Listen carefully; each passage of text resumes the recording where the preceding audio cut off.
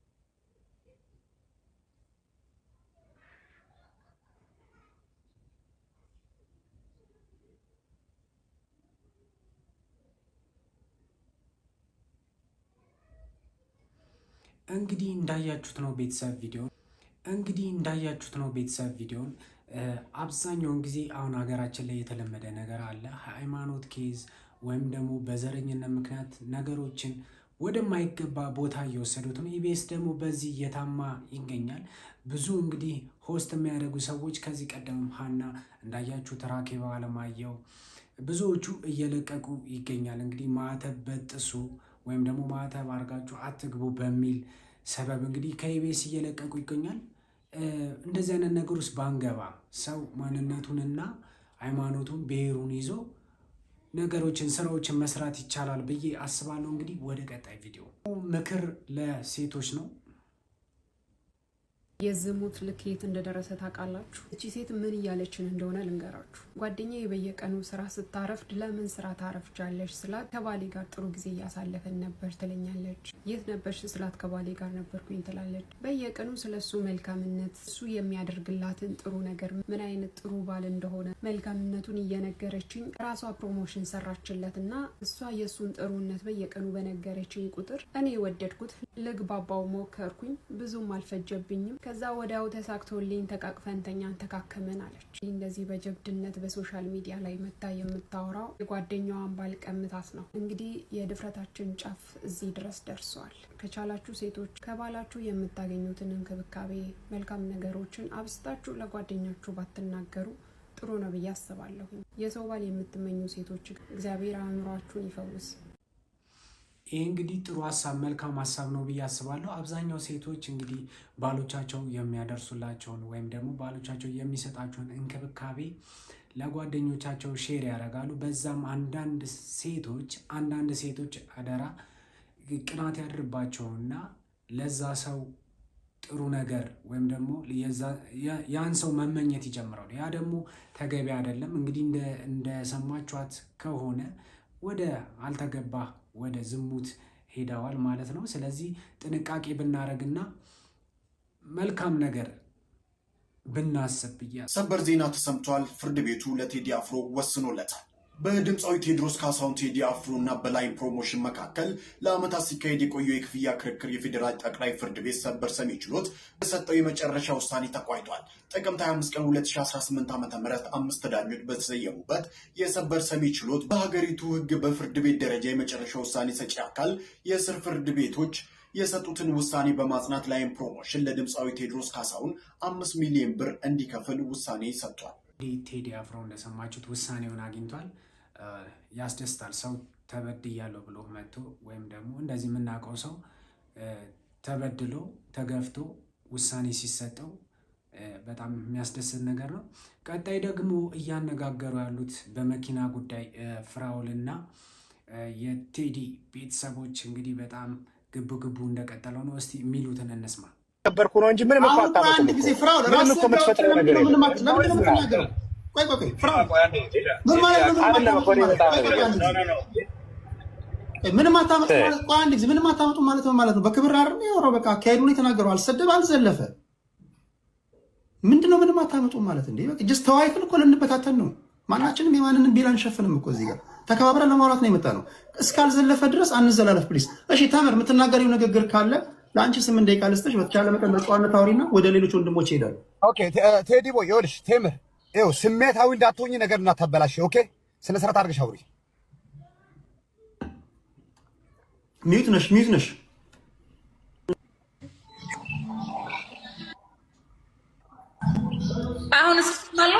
አሁን ትሰሚያለሽ። ኦኬ እኔ ስሜታዊ ያልሆንም አንደኛ ህዝቡም አንተም ቴዲ እንድጠይቁልኝ የምፈልገው የመጀመሪያ ዶክሜንት የሰጠኛል ቴዲ ላንተ የላኩልክ እዛ ዶክሜንት ላይ ኦነር ማን ነው የሚለው እሱን አሁን አንተ ንገርልኝ ለህዝቡ። ለኔ እሱ የሚለው አሁን ማርቲን ነው የሚለው አይደለም ሰጠኝ ዶክሜንት ላይ ለኔ ገዛው ብሎ ሰጠኝ ዶክሜንት ላይ እንደዛ አይደለም የሚለው ኦነሩ ሌላ ነው። ቴዲ አንዴ ስሙን ንገራቸው። እኔ በዶክሜንት ነው በወሬ ምናምን አይደለም፣ በዶክሜንት እሱን አንብብላቸው ማለት እሱ ባወራው እኔም ደግሞ መረጃ እጄ ላይ የተሰጠኝ በሰዓቱ ሲሸጥልኝ የሰጠኝ መረጃ ስላለ እንግዲህ እንደሰማችሁት እንዳያችሁት ነው። እኔ በበኩሌ በግሌ ማጋ እውነት እንዳለ እርግጠኛ አይደለሁም፣ ግን ደግሞ በሌላ በኩል ደግሞ ፍራውል ተንቅ ያለው እያለ ነው። እስቲ እሱንም ቪዲዮ እንስማው። ቴዲን ተቀይሜዋለሁ። በጣም ነው ዲስሪስፔክት ያደረገኝ። በጣም እንደ ሌባ ነው የቆጠረኝ። በጣም ማለት ነው እውነታውን እያወቀ ሂዝ ዲስሪስፔክት ሚ ኦንላይን ላወቃችሁት ሰው ገንዘባችሁን አንስታችሁ አትስጡ አለ።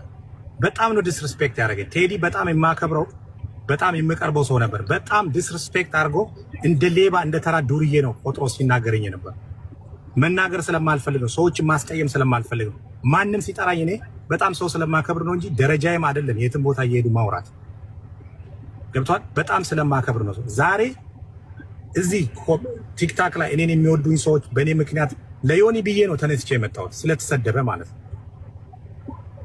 1 hour 45 minutes ነው ከሎየሬ ጋር ነርተን የመጣው። እዛ ናቸው ቁጭ ብለዋል፣ አሳያቸዋል። we already take legal action ነው የምንወስደው። ግን እንደ ሌባ ነው የቆጠረችው። ምንም ነገር የለውም፣ የኔም ብር ነው የሚረዳበት ምናምን። እኔ ይሄ ሰዓት ማለት የሷ ትራክ ነው፣ እሷ የገዛችው ትራክ ነው፣ ለጉራ አይደለም። his 143 143,990 ስክሪንሻት እያደረገ ነው እንግዲህ ሰዓቱን ሰርች አድርጎ ያወጣል አያወጣም የመኪና ዋጋ የሚለውን ቼክ ሊያደርግ ፈልገው ነው ስክሪንሻት እያደረገው ነው። ግን ሰው ምን ያህል እንደሚከታተልና ሰው ምን ያህል ጠንቃቃ እንደሆነ ለነገሮች በዚህ ቪዲዮ ማየት ይችላል። ወራ ጉራ በል ወላ የፈለጋችሁትን በሉ። እኔ ራሴን ችዬ አይደለም ለሰው ተርፌ የምኖር ሰው ነኝ። ገብቷል። እና ቴዲን የተቀየምኩበት ይሄ ነው። ቴዲ የተቀየምኩበት በጣም ሂዝ ላይክ ኮንቲኒየስሊ ነው አታክ ያደረገኝ። እንግዲህ በዚህ ላይ ምንም ሀሳብ የምሰጠው ነገር የለም። ግን አንድ ልናገር የምፈልገው ነገር በጎነት ዋጋ ያስከፍላል፣ መልካምነት ዋጋ ያስከፍላል ብዬ ነው የማስበው። እንግዲህ መልሱን ወይም ደግሞ ኮመንት ላይ ሀሳባችሁን እንድታጋሩኝ እፈልጋለሁ። ሌላ ደግሞ እስቲ በባሌ ተበድያለሁ የምትል አንድ ሴት እንከታተል። አብረን እየኖርን በነበር ሰዓት የተለያየንበትን እንገር ቤት ሲቀይር ሳይነግረኝ ቤት ቀየረ። አብረን እየኖርን ባለ ሰዓት ነው እና በየጊዜው እኔ ቤተሰብ ጋር ሂጂ ነው የሚለኝ። እኔ ቤተሰብ ጋር ደግሞ ምንም አልተመቸንም ሁኔታው እና እኔ እኮ ቤተሰብ ጋር መሄድ አይመቸኝም እና በቃ መሄድ አልፈልግም ነበር ወደዛ። ግን ያው የሱ ግፊት ነው የሚወስደኝ ነበር። እዛ ሄዳለሁ። የሆነ ሰዓት እዛ በሄድኩበት ቤት ቀይሯል። እሱ አልነገረኝም ቤት መቀየሩ፣ ሰው ነው የነገረኝ። እንደው ቤት ቀይሯል እኮ ምናምን እዛ የቀየረው ቤት ሄዱ። በቃ በግድ ማለት ነው እንዴ ላለመለየት ያው ምን ያህል እንደጣርኩ ነው። ከዛ በኋላ ያው እንትኑን አውቃለሁ የሱ ፍላጎት ምን እንደሆነ። እኔ አልኩት 2 መኝታ ነበር ደግሞ ዛሬ። ከዛ አንድ አልጋ መጣሁኝ ለአንዱ ክላስ እና እኔ ከዚህ በኋላ ከልጄ ጋር እዚህ መኝታ ቤት እንትን እላለሁ። እኔ ከዚህ በኋላ ሂጂ አትበለኝ ቤተሰቤ ጋር። በቃ አንተ ሴት ማምጣት ነው አይደል የምትፈልገው? አምጣ በቃ እዚህ ያልኩት። ያንቺ ቤት ውስጥ ሌላ ሴት እንዳይመጣ ያምጣ በቃ። ምክንያቱም እኔን ሂጂ የሚለኝ አውቃለሁ እዛ ጋር ምን ለማድረግ እንደሆነ። ስለዚህ እኔ ምንም በቃ ተረድቻለሁ። አንተ ከፈለክ ማምጣት ትችላለህ። እኔ እዚህ ነው አመጣ ግን ራሱን እንጂ ወጣ በቃ። ከዛ በኋላ ብዙም አልቆየም ወጣ። በጣም እንግዲህ የሚያስገርም ነው። እንዲህም ይኖራል እንዴ ነው የሚለው። እንዲህም ይኖራል እንዴ ማለት በቃ ውጪ የወጣ ሴት ከሚያመጣ እኔ ያለው ያምጣ ብላ ራሷን ይሄን ያህል ማንነቷን መስዋዕት እስከማድረግ ድረስ የደረሰች ሚስት ነች። በጣም የሚያስገርም ነው። እስቲ ቀጣይ ደግሞ አይተን እንመለስ። የባሌ 3ኛ ሚስት ነች የሚለው ነገር ወደ አይምሮሽ አልመጣም? እኔ ያው የእሷን የሚዋሻትን ነገር አብዛኛውን ስትነግረኝ በቃ በውሸት ነው ልጁ እንትን እያለ እየተጫወተ ያለው ገብቶሻል። እሷንም አሁን እንዳለ የምትነግረኝ ነገር አንድም ነገር ከእውነት ጋር የተገናኘ አይደለም ገብቶሻል። ምንድነው እሷን እዚህ ጋር እየተጠቀመባት ነው። ልክ እኔን እዚህ ጋር ቤት አስቀምጦኝ ስራ ራሱን እየወጣው ለስራ ስለው አትሰሪም እኔ ምን አጎደልኩ ምናምን የሚለኝ ከወጣው ብዙ ነገር እንደማይ ስለሚያውቅ ነው። ስለዚህ እቺንም ልጅ ደግሞ በሌላ መልኩ ሸውዷት ነው ያለው እና እሷም እንደኔ ተጎጂ ናት ብዬ ነው እኔ የማስበው። አላቅም እሷን ይወስጣል ማለት ነው። ወደ ውጪ ለመሄድ የተፈራረመው ከሷ ጋር ነው? ፊርማ አልተፈራረሙም። ፊርማ ያችንማ ሁለተኛዋንማ እኮ እንደዛ በሚል ልጁን ሚዜ እንዲሆንለት እንጂ የለም የውጪ እንትን ከዛች ጋር ከዚህኛዋ ጋር ነው ውጪ ፕሮሰስ ኤምባሲ ውስጥ ሁሉ ገብተው ፕሮሰስ አድርገው ግን ፌል አደረገ። እንግዲህ በምን ወይ እሷ ግልጽ ማድረግ ስላልፈለገች ይሆናል አላውቅም። በምን የሚያስፈልገውን ሁሉ ነገር ማቴሪያል አቀርበናል አለች። የት ነበር ለመሄድ? አሜሪካ እና የሚያስፈልገው ነገር ሁሉ አቀርበናል ግን በምን ፌል እንዳደረገ አላውቅም አለች። በምን ፌል አደረገ ስላት ማለት ነው። እና እሱ ቢሳካለት እቅዱ ነበረ ከዚህኛዋ ጋር ጨራርሶ በቃ ያው ከሄደ በኋላ እንግዲህ ወይ ያሳውቅ ይሆን አላውቅም። እግዚአብሔር ነው የሚያውቀው። እና ምን እየሰማን ያለን እንደሆነ በጣም ግራ የሚያጋባ ዘመን ላይ ነው ያለነው። እንግዲህ በእኔ ላይ 2 ሚስት ደርቧል። እሷ ማለት 3ኛ ማለት ነው። በጣም የሚያሳፍር ነው። ባሎች ይሄን ያህል ጭካኔያችሁ እየበዛ ነው። አላቅም ምን አይነት ዘመን ላይ እንደደረስን። ግን ደግሞ በጣም የሚያስገርሙ የሚያስደንቁ የተለያዩ ባሎች አሉ። ከነዛ መሀል እስቲ 1-2 ልጋብዛችሁ።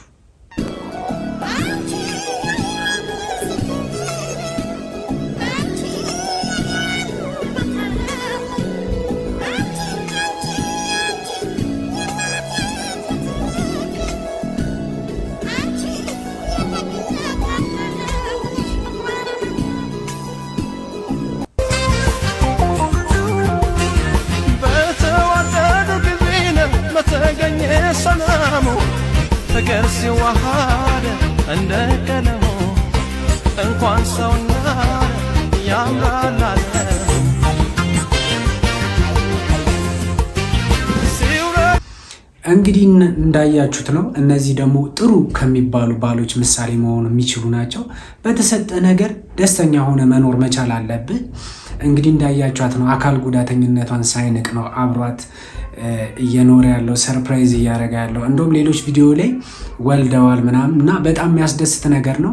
የእነዚህኛውንም ደግሞ ስናያቸው በጣም የሚያስደስት ነው። ባላቸው ነገር ኮርተውና ተደስተው የሚኖሩ ባለትዳሮች ናቸው። ስለዚህ ወንዶች ከነዚህ ብንማር ብዬ አስባለሁ። እንግዲህ ጭካኔያችን ይብቃ። የወንዶች ጭካኔ ሴቶች ላይ ያላቸው ጭካኔያችን ይብቃ እላለሁ። ሌላ ግን አንድ ደግሞ በወንድም በኩል ደግሞ እኔም በደለኛ ነኝ ሚስቴ ትደበድበኛለች እያለ ያለ አንድ ሰው ይገኛል። እኔ ውስጥ ስለምደበድበ ነው ውጭ ምታደበድበኛለች ትደበደበኛለች። አሁን በቅርቡ ይኸው ፈንግታኛለች። ስለዚህ ስለምደበደበ ነው ውጪ ያደርካለው? አዎ ስለምደበደበኝ እንደገና የሰው መኪና ስፖርት ነው የሚይዘው። ስፖርት ማለት በሳምንቱ ለ3 ቀን እሰራለሁ። ከተቀያየረ ከልጆች ጋር ስሰራ ያን ይዤ የመጣሁትን ብር አላገኘሁም። ቤት ውስጥ ይዤ አልገባም። ቤት ውስጥ ራሱ ይዤ ስመጣ ወስታብኝ ከሰው ጋር ጣልታኛለች። ብዙ ጊዜ ደግሞ ቁርጥ ትወስዳለች፣ መንጀፍ ጋር ትወስዳለች። እያንዳንዱ ነገር ስለምትወስድ ያን እንዳትወስድብኝ ብዬ ውጪ አድሬ ልጆቼ ግን የሚያስፈልጋቸው ነገር ይካለሁ በሰራሁበት ይመስክሩብኝ ልጆቼ አያረግም ይበሉ ልጆቼ አያረግልንም ይበሉ እና እኔ ውጪ በማድረግ ሰዓት ግን የሚያስፈልጋቸው ነገሮች በትክክል ቤት ውስጥ ከዚህ በፊት ከዛሬ 3-4 ዓመት በፊት አስቤዛ ገብቶ ነበር የምንጠቀመው። አሁን አስቤዛው ማስፈጨውን አስፈጥቱም ሰማይቻል ሳልቻልኩኝ አላስፈጭ ዳቦ ገዝቼ ነው እንጀራም ከሱቅ ተገዝቶ ነው ሲኖር እኔ ስሰራ የሚጠቀሙት። አንዳንዴ ከልጆችም ለምኛ ያሉ ታክሲ ሹፌሮች ምናምን በቃ እንደዚህ ምናምን ያውቃሉ የሚያቆኞች ያው ስለፈታው ወይም ችግር ላይ ስለሆንኩኝ ይሰጡኛል የሆነ ነገር። እንግዲህ እንዳያችሁት ነው። እንደዚህ አይነትም ደግሞ ምስኪን ባል አለ እየተመታ እንግዲህ ሁሉን ነገር ችሎ የኖረ ከዛ ሚዲያ ላይ ወጣ። አብዛኛውን ጊዜ ግን የሴቶችን በደል ብቻ ሚዲያ ላይ ስለምንሰማ ወንዶች ደፈር ብለው ታመም ያለው ተጎድቻለሁ ብለው ወደ ሚዲያ ስለማይወጡ ነው እንጂ እንደዚህ አይነት ብዙ ምስኪን ወንዶች ምስኪን ባሎች አሉ ብዬ አምናለሁ። ወደ ቀጣይ ቪዲዮ ወንድሜ እንዴት ነህ? ሰላም ነህ? ሰላም እንዴት ነሽ? ሳሪስ ነው አይደል? ላስጀምረው አይደል? አይደለም እንደዛ አይደለም ወንድሜ፣ እኔ እንድትሰማኝ ነው የምፈልገው። እንዴ ቆይ እንዴ አልገባኝም። ለልመና ነው እንዴ ደውላችሁ ጠራችሁ? አይደለም ወንድሜ፣ እኔ ኳታር 16 ዓመት ቆይቻለሁ ወንድሜ። እኔ ምናምን ሺሻራኒ አልህልም በጣም የሚዘውጅ እውነት ለመናገር ማዳሜ ተወድ ነበር ሺሻ። ከዛ እኔ ስለሆንኩ አበሻ አፈንጃለችኝ በስተመጨረሻ።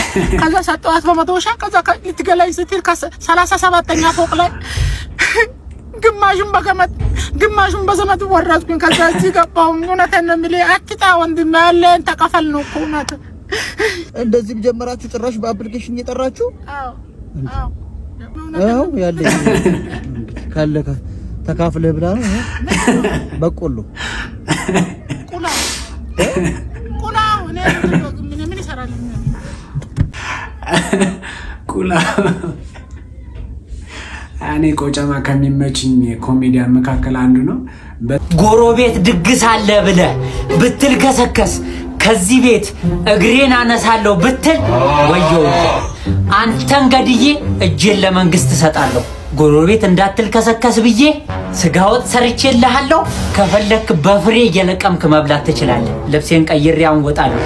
ቤቱን ጠብቅ። እንደፈለክ እየተጫወትክ ከግቢ ሳትወጣ ቤቱን ጠብቅ። እንዴት አየኸኝ? ዋው እንጆ በጣም ነው የሚያምረው። አደራ መርዞ ከዚህ ቤት ንቅንቅ እንዳትል።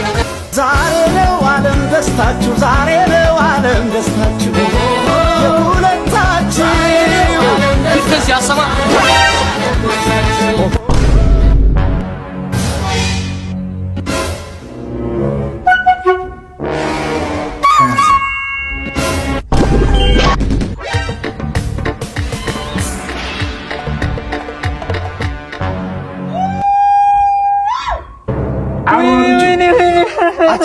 ሼበው እኮ አልተረፈም። አራገል የምር እንዳለ ጥርሱ ርግፍ ነው ያለው። ምንም አልተረፈም። አሰልፍ ገዘራውን ስትቀበለው እያሯሯጠች ሼበው ወርቆ ጥርሱ እንዳለ ረገፈ ነው ምን አሰልፍ ገደለች። ቪዲዮ እንደወደዳችሁት ተስፋ አደርጋለሁ። አንድ ደግሞ እስቲ ቁም ነገር አዘል የሆነች ቀልድ እስቲ አንድ እንስማ። ሰውነት የትኛው ነው በጣም የምታከብረው አልኩት። አይምሮ ይናል። አይምሮ፣ ህሊና፣ መንፈስ፣ ራስ፣ ስነ ልቦና፣ ኩላሊት፣ ኩበት፣ እጅ፣ እግር እነዚህ ሁሉ ዋጋ የላቸውም። ቂጥ ይበልጣል። እውነት እኮ ነው። ምን ላይ ነው ቁጭ ያልከው? እዚህ ሲጫወት በጣም ለስራ ብቻ ነው። አገር ቂጥ ነው። ምን ቂጥ አለው ትለኛለህ ይባላል። ላይ በተለምዶ አገር ቂጥ ነው ይባላል እኮ። ቂጥን ጠራው እንደዚህ እንጥራዋ በቃ። ይሄ አሁን ብለቀው እንደዚህ አይሰበርም። ለምን በቂጡ ነው ቀጥታ የሚሄደው። ቂጥ አለው አሁን የለውም። እኔ ነኝ ቂጥ አለኝ። እሱ ላይ ነው ቁጭ ያልኩት። መርፌ ቢወጋ እሱ ነው። ካልቾ ቢነረት እሱ ነው። 4 ሰዓት አትቀመጥም። ምንህ ላይ ነው? ባገጭህ ነው? በአፍጢምህ ነው? በግንባርህ ነው? አይደለም። ስለዚህ እንዳውም መሪያችን ነው። ይሄን ታውቃለህ? መሪ ነው። መሀይት ምንድን ናት? እሺ በአንተ ሳይኮሎጂ ልምጣል ወይም ስነ ልቦና ፖሊስ ሲያባርር ምንን ነው የሚይዝ? ወገብህ እዚህ ቀበቶ ይስር ቀበቶን ለምን ፍሬንህን ነው የያዘው? ወዴት ትሄዳለህ? በቦክስ ቂጥን መትቼን ምደፋ የሚል ሰው አላጋጠመህም? የትም አትሄድም። ቂጥን ተመታ ብነክሰውማ ይሞታል። አዎ በእኔ ጊዜ ልምጣልህ። የነብርን ጅራት አይዙ ተያዙ አይለቁም አይባልም? ለምንድን ነው ጅራቱን መሪውን ነው ያስከው? ምን እንደያዘው አቅም ያለው እድል ማምለጥ ቡከን ነው ያኔ ምንም ጉልበት ጭራው ላይ። ስለዚህ ጭራ ማሰቢያ የኛ የተቆረጠችው ነች የምታስበው። ድመቶችን ነብማን ብታይ እንዲህ በሷ ነው የሚያስበው። እንግዲህ ጋሽዬ ለቂጥ ያላቸው የተለየ ነገር አለ። እንግዲህ ምን እንደሆነ አልገባኝም። ያስተላለፉትም ሀሳብ የገባችሁ ካላችሁ እስቲ ኮመንት ላይ ጻፉልኝ። የዛሬው እንግዲህ ቪዲዮ ይህን ይመስል ነበረ። ስላያችሁን ስለተከታተላችሁን በጣም አድርጌ ያመሰግናለሁ። ለማንኛውም አዲስ ሆናችሁ ለዚህ ቻናል ሰብስክራይብ፣ ላይክ፣ ሼር በማድረግ እንግዲህ ቤተሰብ የሆኑ በቀጣይ ቪዲዮ እስክንገናኝ ድረስ ሰላም ቆዩልኝ። አመሰግናለሁ።